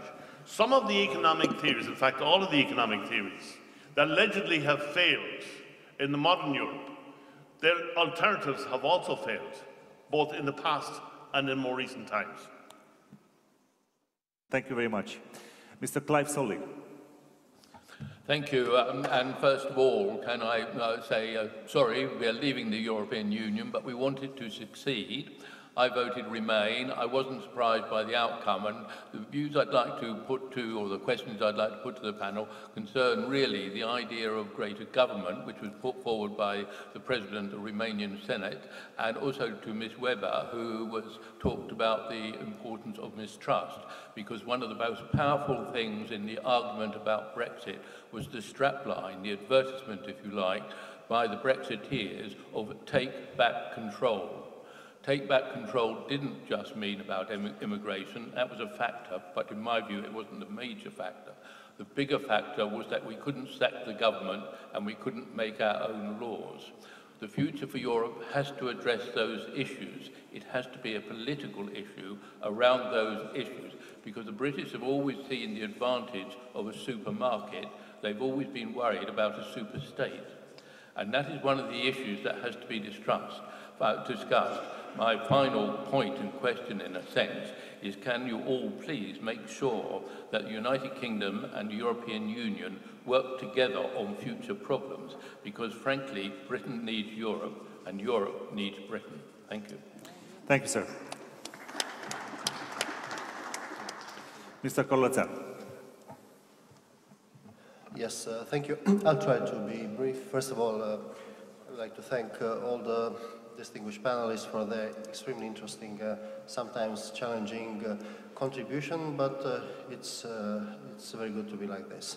My question was inspired by one comment made by the Vice President of SLD, Mr. Bostinaru, that made reference to the common security and defense policy of the European Union, to NATO, and to what was considered many years a strategic alliance between Europe and the United States. My question is addressed to all the panelists. I've heard already one answer, and this question is addressed to all the other panelists, but mainly to the spokesperson of the EPP.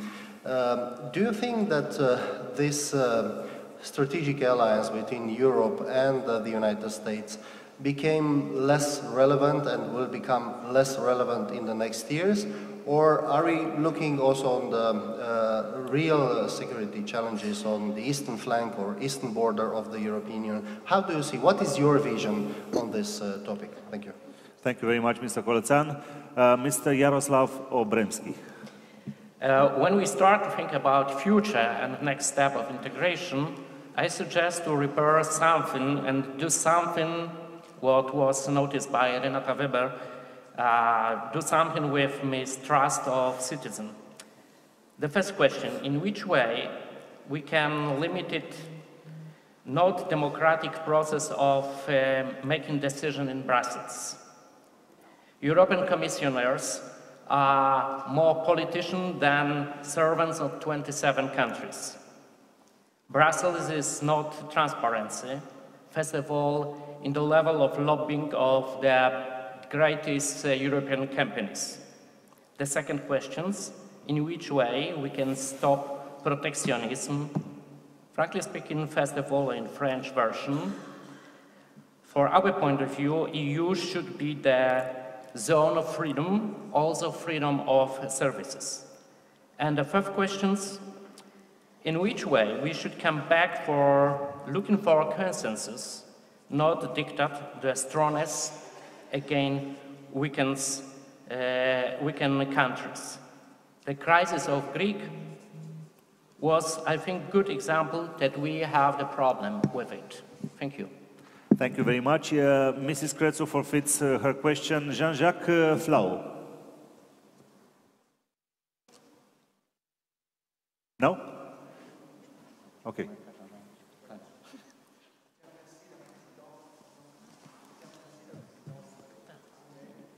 Just a second. Yeah, I think you should. That one needs to go. No, one more time. This is, no. Come on. Switch off there. Ça fonctionne? Voilà.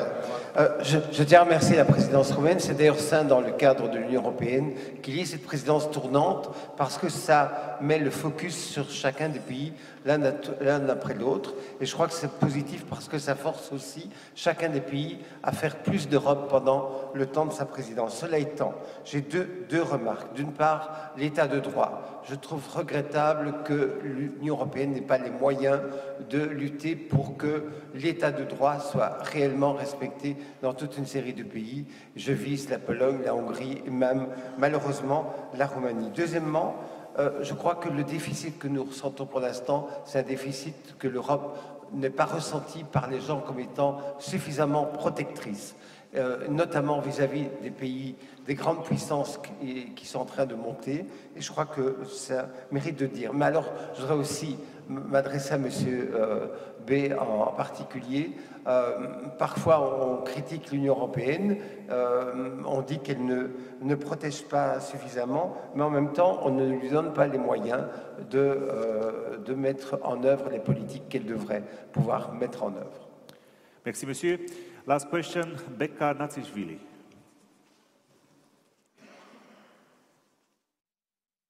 Where is it? Yeah. Maybe I mispronounced your name, sorry. Are you Mr. Becca Nats? Yes. Okay, yes. Thank you. Thank you very much. It's a great pleasure to be here. I represent a country which is not a member of the European Union. But I represent the country which biggest aspiration is to become the member of European Union. But it does not matter if we become the member or not. We are dedicated to the values of European Union. But the question is, what kind of the value? Because in my understanding, initially, Europe was based on the value of freedom, peace, solidarity and consensus. But Europe is removing now oneself from these values, and this is the biggest problem, I think. If it will happen, then European Union as a unique project, unique project of solidarity will lose its attractiveness in the eyes of another people which are the not a member of European Union. That's why I think that we have, because I feel myself as a European, we have to come back to values which are founding values for European Union, and we have to be more politicized, as it was mentioned here, and not have the approach of technocrats which dominate at the moment European politics. And I have one question regarding crisis, regarding refugee crisis. Why European Union are not investing more in the countries where the crises appear and where from the countries the refugees are coming to EU, and only talk about anti-immigrant policies and how to deal with the immigrants in European Union when they arrive already. Thank you have to invest, I think, more. Thank you very much. Thank you very much. So, I suggest like this. You choose, each of you, to answer an issue addressed here, and maybe you will have time in the afternoon to answer the rest of them. So, Mr. Muresan, do you want to take Yes, okay, thank you very much. One word on education, which was the first question, harmonizing and so on. Education is a national competence currently, and in many countries it's a regional competence, particularly in federal states, and there is good reasons for this. What I want to say is, although within this legal framework we have done a lot through exchanges of best practices. Look, for example, the countries with the smallest youth unemployment rate, they have something in common. For example, dual vocational education system. We have done a lot to try to adapt and apply that to other member states. And we were successful with this. Then Erasmus, opportunities for exchange for young people, coordinating our curricula through the Bologna process, bachelor, master, and so on. So although this is a national competence, a lot was done. One word on transparency. We, the European Parliament, I believe we are highly transparent. Every single minute of every plenary debate can be followed live online and then would be stored there. Every single minute of every of our committee meetings can be followed live online and is then stored there. What we can do better is be more creative and closer to the citizen in promoting what we are doing. And there, of course, we have to adapt our language, make it simpler, be more interactive, more attractive, and so on. The problem lies particularly with the Council, which is much less transparent. I would be in favor of having public sessions of the Council where ministers, just before they make a debate, it is seen publicly, as is the case with the plenary of the Parliament, but we would need your support there, because you, as members of national parliaments, are best placed to put pressure on the governments to try to change this. And generally, when we speak about Europe, in very many member states, the politicians that people are looking to are the prime ministers, are the ministers, and it's the members of national parliaments. It's you. So when it comes to the future of Europe, to everything that we discussed here, you know, you are a very important ally to us. And then, just to conclude, the direct question addressed to me by Mr. Kolodzian, and thank you very much for the question. He asked me whether in these challenging times the partnership with the US is eventually less relevant. I believe it's highly relevant. It is as relevant as it has always been. My true belief is that Europe would not be free and united as it is today without the strong engagement of the United States in Europe. Western Europe would not have been free after the Second World War, and Eastern Europe would not have been free after the end of the Cold War without NATO, without our partnership with the United States. There are challenging times there, but I believe it's as relevant as ever. And particularly if I see the rise of autocrats in China or Turkey drifting more and more away from European standards, I believe that particularly as we are here in Bucharest, it is in our fundamental interest as Romanians that the United States and Europe cooperate as close as possible together. Thank you for your answers, Mr. Muresan. We are on the hill of time here. I'm eating away all the coffee break. So, Mrs. Tomic, yeah, you will all have a chance. Very brief, please. One topic. Concerning the transparency, I should say that it is one of our primary goals, of course, and top priorities. I already signed the International Transparency Declaration, and first of all, the lobbyists which are around European Commission should be somehow to have some information about them, to put them in some order, because we know that they are writing laws actually. So to ask about nationalism and more the population of the East, as the young man said, yes, it is the problem, definitely, but it is the problem of Europe of two speeds. The cohesion funds should be invested into the Eastern countries, and it is not, nationalism is not bad as nationalism to save the country, but it cannot be excluded, but just inclusive with the people. We have to find solutions together, and the problem of migrants we should solve at the very origin. We are part of NATO, which make this crisis appearing, and I don't agree that NATO is saving our lives and it is kind of guardian of peace. We are all responsible for the wars which happened in Syria, Libya, Iran, Afghanistan, and we have to take responsibility for it. And there are many things to be fight. For example, the crisis of environment we have to face together and not just one by one. So, okay. Thank you. Thank you very much. Please focus on one topic because we don't have any more time. Mr. Bostinaru. Thank you very much. I will start from the rule of law question, l'état de droit, qui était présenté par notre cher collègue français.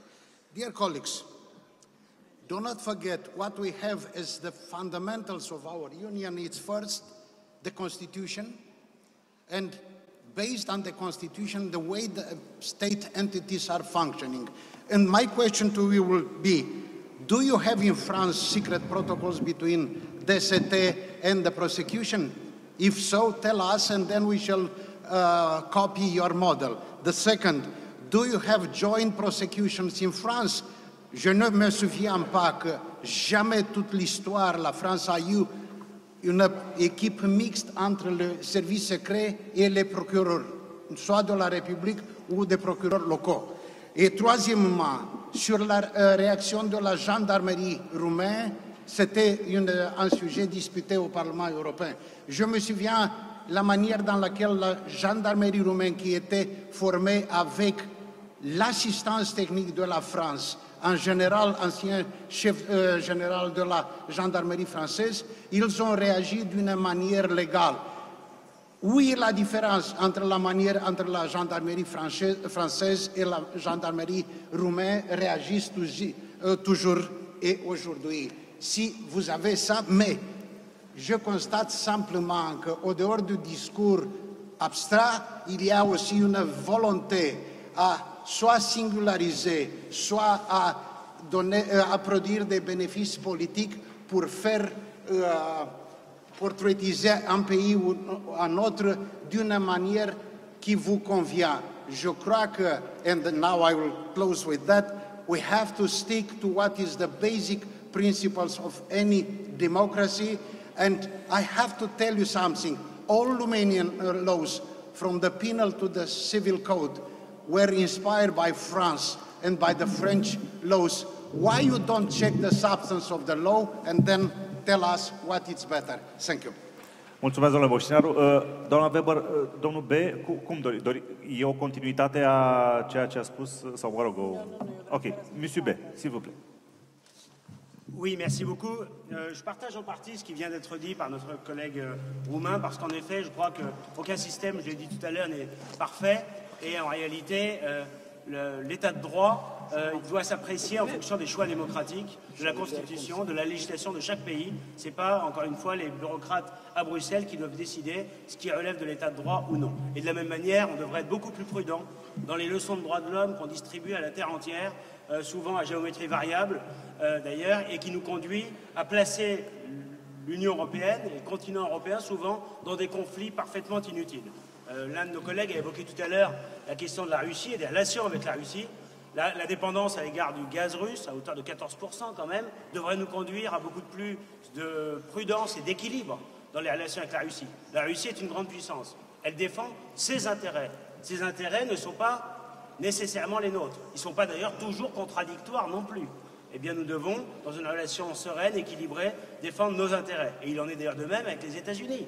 Les États-Unis ne doivent pas être dans une position de tutelle à l'égard de l'Europe, comme ça a été très longtemps le cas. Aujourd'hui, Donald Trump défend ce qu'il croit être les intérêts américains. Il a été élu pour ça. Il met en place des protections économiques. À nous d'être capables d'en faire autant. À nous d'être capables de jouer la compétition économique mondiale plutôt que de s'enfermer dans ce vieux modèle du libre-échange total auquel la plupart des peuples aujourd'hui tournent progressivement le dos. C'était un peu la mode des années 90 dont on a vu les effets désastreux, y compris sur notre économie et notre industrie en Europe. Très rapidement, je voudrais évoquer la Grande-Bretagne. Notre collègue britannique a souligné la question centrale qui est finalement quel est le partenariat qu'on veut demain. Moi, je ne veux pas pour mon pays la sortie de l'Union Européenne. Je pense qu'il faut la réformer de fond en comble à l'intérieur. Mais je ne suis pas pour le Frexit, je ne suis pas pour que la France quitte l'Europe. Mais en revanche, je respecte le choix britannique. Il faut évidemment avoir un partenariat économique fort. Ce qui est regrettable, c'est qu'on n'a pas placé dans les négociations entre Bruxelles et Theresa May la question qui est qu'est-ce que la Grande-Bretagne veut en termes de partenariat économique. Il y avait la question centrale et délicate de la frontière irlandaise, elle aurait dû être un préalable aux négociations. Au lieu de ça, on l'a rejeté à la fin, et le résultat, c'est qu'on arrive à une situation de blocage. Mais je crois que ce blocage est en partie voulu, parce que Theresa May et Michel Barnier, qui ont négocié le texte entre l'Union Européenne et le Royaume-Uni, en réalité, étaient l'un et l'autre opposés au Brexit. Et ils ont tout fait dans le texte qui a été négocié pour, en pratique, maintenir le Royaume-Uni dans tous les dispositifs existants de l'Europe, dans tous les dispositifs existants de l'Union européenne, avec la même contribution financière au moins jusqu'en 2022, mais sans plus aucune voix au chapitre, c'est-à-dire sans siège à la Commission, sans siège au Conseil et sans représentation au Parlement. Et enfin, pour conclure, j'évoquerai la question de notre collègue belge. Vous dites que les citoyens ont le sentiment que l'Europe ne les protège pas. Mais mon cher collègue, ça n'est pas un sentiment. C'est une réalité. C'est une réalité, c'est qu'il faut une Europe de protection. Et aujourd'hui, l'Union européenne est un espace grand ouvert. Et ce modèle-là, il est imité nulle part ailleurs sur la planète. Et si on veut... On a abaissé les protections économiques, notamment douanières, à l'échelle nationale. Ça nécessiterait d'en mettre à l'échelle continentale. Ça n'a pas été fait parce que beaucoup, dans ceux qui défendent le fédéralisme européen, le conçoivent davantage comme une étape vers le village global et le mondialisme total que comme une volonté réelle de faire peser sur la scène mondiale une Europe de la puissance et de l'indépendance. Thank you very much. I think we should have started with this debate and stay with it and forfeit all the speeches. Exactly. Thank you. On education, I will only make a comment. As long as there are studies showing that 65% of the children today will work on jobs that we do not even conceive that they will exist, of course we have to change the paradigm on education. So yes, we should have something which is a pan-European as an approach how we want to teach these children. So I know that it's based now on subsidiarity, but I think this is a very wrong idea and we should change it entirely. On transparency, absolutely. Don't forget that we went to the European Court of Justice with the Council because of the lack of transparency in Council behavior. But we should require also the same transparency of the European Commission when, for example, suddenly, literally from the morning to the evening, the Chief of Cabinet, Mr. Selmayr of Mr. Juncker, becomes the Secretary General of the Commission, and then we have resolutions in the European Parliament and reports of the European Ombudswoman. So yes, transparency is indeed something that we need. On the rule of law, just one thing. Since 2010, the ALDE group in the European Parliament asked for an objective mechanism that would evaluate each member state at its time. We still don't have it, and it's 2019. And now, at least in Germany, from what I know, they are campaigning exactly on how to get rid of subjective interpretation and come with something that is objective. Because, for example, last week, we voted a resolution on Malta and Slovakia. And it was only at that time that I personally learned that in Malta is the Prime Minister who appoints the judges. oh my God, if this existed in Romania, that the general prosecutor is the personal advisor of the prime minister. But nobody so far spoke about this, so double standards must be ended and something objective must be put in place. In the case of Mrs. Kövesi, it's an independent prosecutor. The decision of an independent prosecutor will be reviewed by the court, by the High Court. So it's not Romania as a whole or the government that can decide on such situations. Really, I mean, how many times did you see in the European Parliament that you asked in a country to stop an investigation? I have no idea what is in that file because normally it's confidential. But we do have the rule of law mechanisms. And do not forget that when we speak about the fundamental values, and I'm very happy that the Union is founded on these values, we are talking about rule of law, respect for human rights and fundamental rights, and for democracy. Thank you. Thank you very much, Mrs. Weber. Mr. Eickhout. Yeah, still much can be said. I will be very brief on the rule of law because I opened that as well. Let me just say one thing. There is an independent analysis of the reforms in Romania done by the Venice Committee, and they are very critical. So if you are really saying we are open to that, then implement all the recommendations of the Venice Committee. Let me put that very simple. Secondly, the discussion on nationalism versus Europe. I think the people who are asking the question were already making very clear how difficult it is.